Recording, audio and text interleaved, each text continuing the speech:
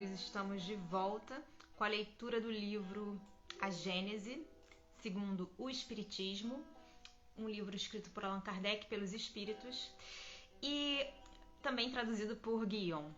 Hoje a gente vai abrir um capítulo novo, se chama o capítulo 3, e o capítulo 3 ele fala sobre o bem e o mal. Ele nos explica, nos ensina tintim por tintim.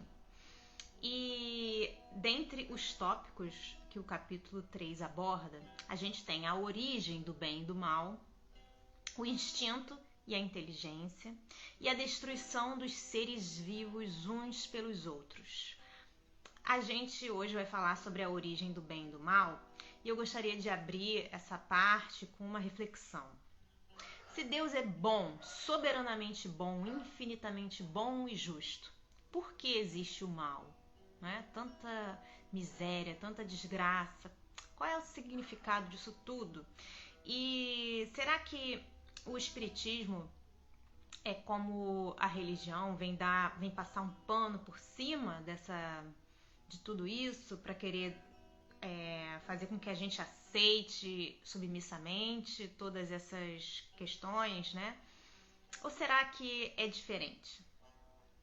Bom, sendo assim, a gente começa a falar sobre a origem do bem e do mal, e eu espero que vocês gostem. Eu vou dividir essa parte em duas, porque ela é extensa e eu gostaria de deixar vocês mais à vontade para refletir.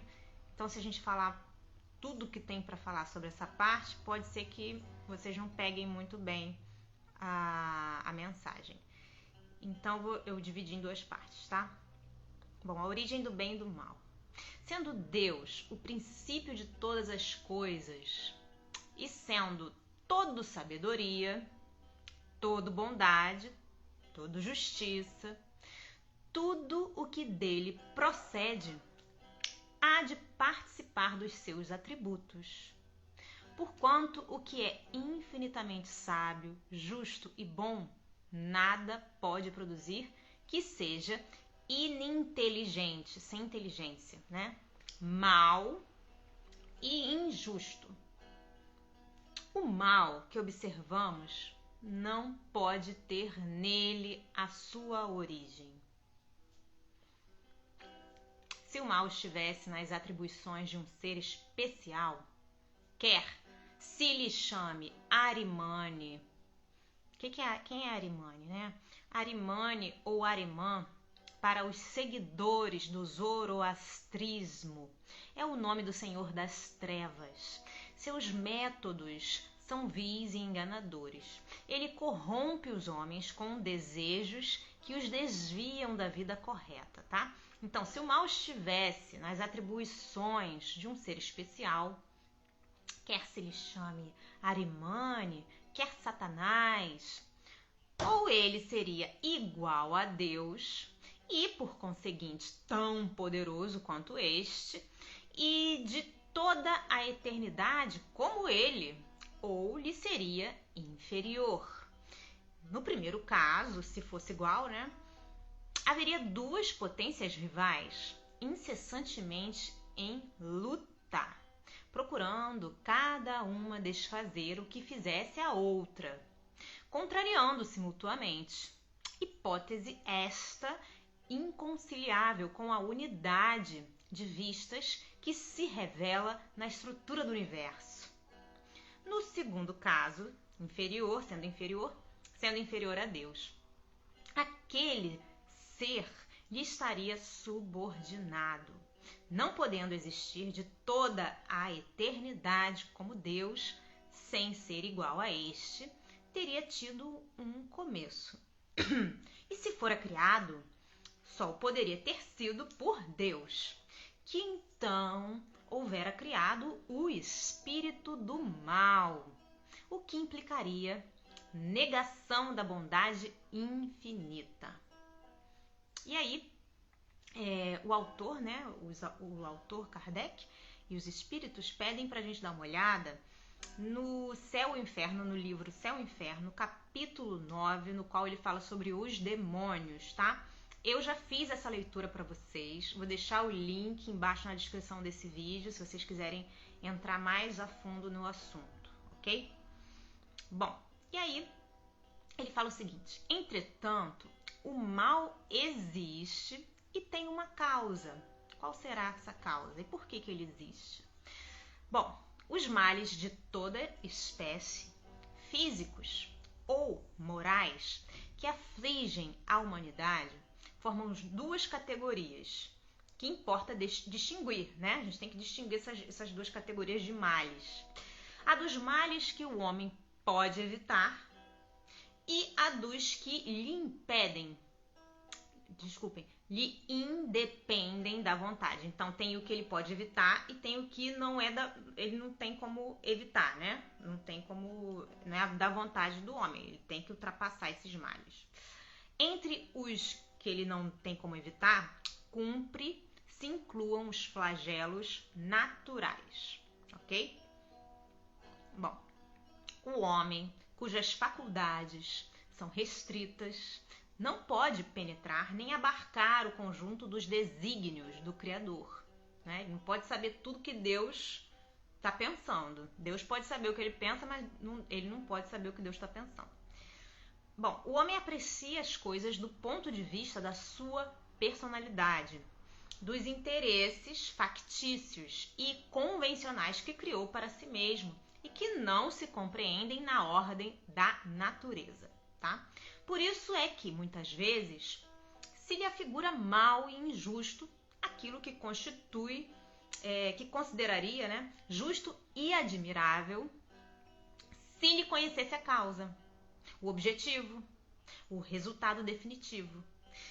Então, por exemplo, se você soubesse por que uma coisa acontece, você iria entender melhor e não achar que ela é justa ou injusta do ponto de vista humano, né? Você iria ver do ponto de vista mais superior, com mais clareza. Pesquisando a razão de ser e a utilidade de cada coisa, verificará que tudo traz o sinete da sabedoria infinita. E se dobrará essa sabedoria, mesmo com relação ao que não lhe seja compreensível, tá? Então, se a gente, por exemplo, vê um leão atacando as zebras, para a zebra é injusto, né? Vamos supor, se a zebra pudesse refletir sobre isso, ela pensaria: nossa, mas é injusto o leão me comer meus filhinhos, né? Porque ela tem a perspectiva da zebra. Bom, continuando. O homem recebeu em partilha uma inteligência com cujo auxílio lhe é possível conjurar, ou pelo menos atenuar muito os efeitos de todos os flagelos naturais. Quanto mais saber ele adquire e mais se adianta em civilização, tanto menos desastrosos se tornam os flagelos. Com uma organização sábia e previdente, chegará mesmo a lhes neutralizar as consequências, quando não possam ser inteiramente evitados. Assim, com referência até aos flagelos que têm certa utilidade para a ordem geral da natureza e para o futuro, mas que no presente causam danos, facultou Deus ao homem os meios de lhes paralisar os efeitos.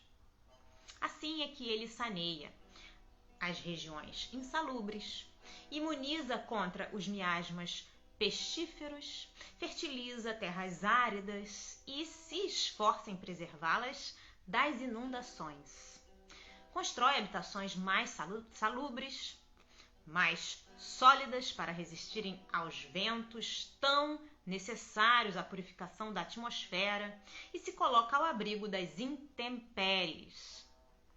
É assim, finalmente, que pouco a pouco a necessidade lhe fez criar as ciências, por meio das quais melhora as condições de habilidade do globo, melhora as condições de habitabilidade do globo e aumenta o seu próprio bem-estar. Tendo o homem que progredir, os males a que se acha exposto são um estimulante para o exercício da sua inteligência, de todas as suas faculdades físicas e morais, incitando a procurar os meios de evitá-los. Se ele nada houvesse de temer, nenhuma necessidade o induziria a procurar o melhor. O espírito se lhe entorpeceria na inatividade. Nada inventaria, nem descobriria. A dor é o aguilhão que o impele para a frente, na senda do progresso. Porém, os males mais numerosos são os que o homem cria pelos seus vícios. Os que provêm do seu orgulho, do seu egoísmo, da sua ambição, da sua cupidez, de seus excessos em tudo. Aí a causa das guerras e das calamidades que estas acarretam, das dissensões, das injustiças, da opressão do fraco pelo forte, da maior parte, afinal, das enfermidades. Deus promulgou leis plenas de sabedoria, tendo por único objetivo o bem. Em si mesmo encontra o homem tudo o que lhe é necessário para cumpri-las. A consciência lhe traça a rota.